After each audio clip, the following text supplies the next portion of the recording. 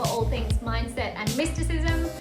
Thank you for waiting, but here it is, the long-awaited video on the how to do your own cord cutting ceremony / ritual. Now, first things first, I have to say, do not be afraid of this. I know you guys have seen it all over TikTok and you might be thinking, oh, this is witchcraft, blah, blah, blah. I'm terrified that I'll do it wrong. Don't be.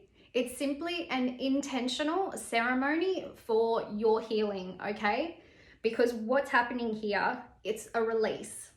You are burning the cord between the candles, yourself and the other person or situation, and it's you taking action to finally sever the cord between you and that thing or person, okay? So that's the first thing that I want to get across to you. Don't be afraid.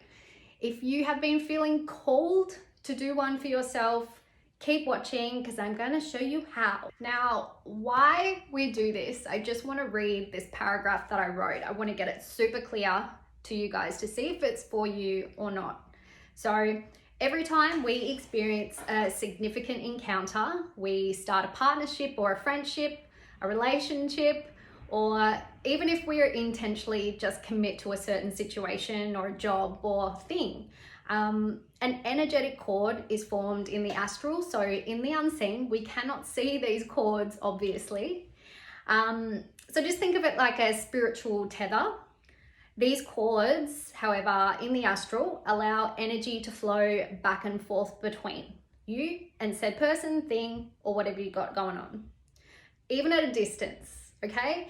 And if you are into past lives and all that kind of thing, these tethers can also be carried over from past lives. So you could have ties to things that's causing you shit in your life, shit feelings, from past things that you didn't even experience. Because energy is not tangible and exists beyond our comprehension, we cannot see it. As does time, cannot see it. Also, man-made construct does not exist. It is not linear. We can also carry the seeds of consciousness, memories, and cords from past lives. But that is a whole other thing. We'll get to another time, a whole other thing. Another really important thing to note here, if you're still worried or scared about doing this, is that this practice will not harm the other person or thing.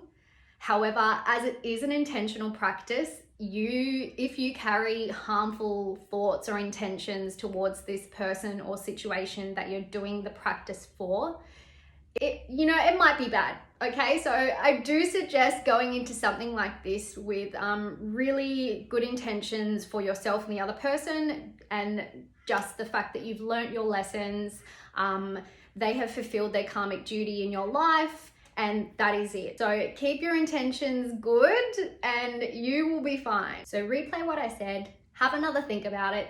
If it's for you, keep watching. I've actually filmed the ritual that I did the other night. I'll show you what I used, how I did it. Also, disclaimer that the ceremonies can take 5+ hours. It depends how long your candles take to burn, and I strongly suggest that you wait it out until your candles burn all the way down. Good luck. So straight up, you're going to need 2 tall skinny candles, 1 white and 1 black, or alternatively, you can use red and black. You just need a different color to signify you and the other person. Then you're going to need a roll of twine, some protective crystals, always black tourmaline or obsidian, and a notepad and pen. Also, selenite, great for cleansing. Make sure you have some of that on hand, as well as a lighter, obviously. And that there is for my incense. The trusty incense. You should never be using sage to cleanse or clear anything unless you are practicing witch, because sage is actually a very sacred tool, very sacred. And to cleanse with incense, it's pretty much the same thing. You light it up, you just wave it around your space and hold the intention to clear. That's it. That's all it is, guys. Okay, and the next thing you're going to need is a plate to actually put your candles on, a bowl of water for protection, in case any flames, we're dealing with candles here, a blue tack, and you're going to use this to stick on the bottom of your candles to secure them to the plate. So they're not going to stand up on their own unless you have chosen to go with actual candle holders, but I prefer a plate. That way you can see everything right down to the very last burn. So now with your twine, you're going to tie it around either candle, doesn't matter. It has to be about at a halfway point. As you can see here, it's a little bit lower, but I fix it later on.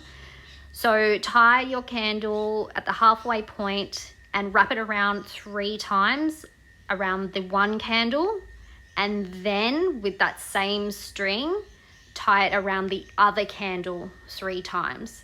Now, my best advice with this is to not tie it too tight or too loose. It will take you a minute to find the perfect pressure. Now for this part, we're going to light the candles. So obviously you want to get all the flammable items out of the way, that being your notebook and pen. Now this part here is very, very important.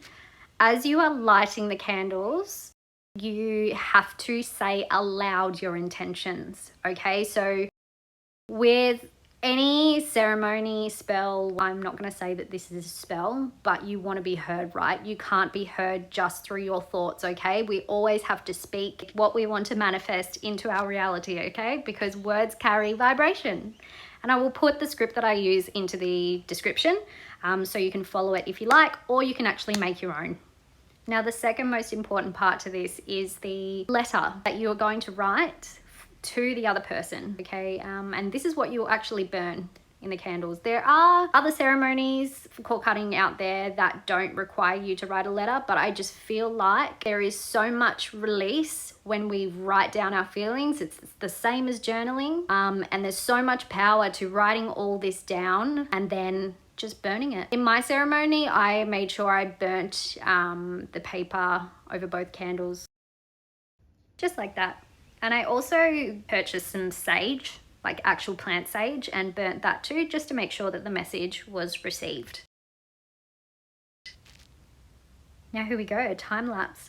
My ceremony took around 4 or 5 hours, to be honest with you, so be prepared for that. It could have gone longer if, what you will see, yes, my candle just went full steam ahead.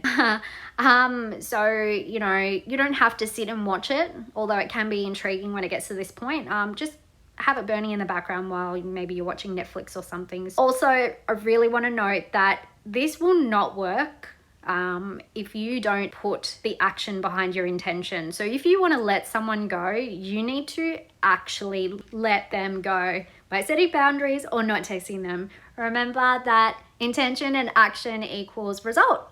So if you love this video, please subscribe and like and share and all those things. I'll see you next time.